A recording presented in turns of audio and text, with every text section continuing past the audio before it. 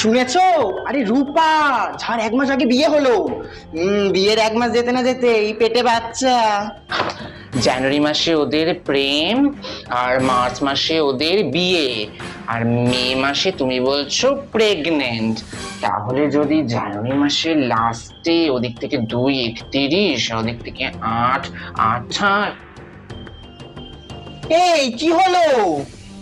বিয়ের আগের বাচ্চা। তা হবে না। ও তো কোনোদিন স্কুলে যেত না। স্কুলের নাম করে কোথায় যেত বলো তো? কোথায়? আরে আজকালকার ছেলেমেয়েরা যায় না, ওই কি বলে ওটাকে, ওই হয়ো। হ্যাঁ, ওখানে যেত। রূপা তো ওরকমই ছিল ছোটবেলা থেকে, লুকাচুরি খেলতো। রূপা আসছে।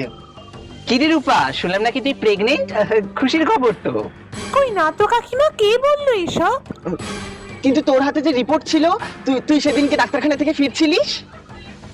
কাকিমা, ওটা আমার বাতে ব্যথার রিপোর্ট আনতে গেছিলাম ডাক্তার।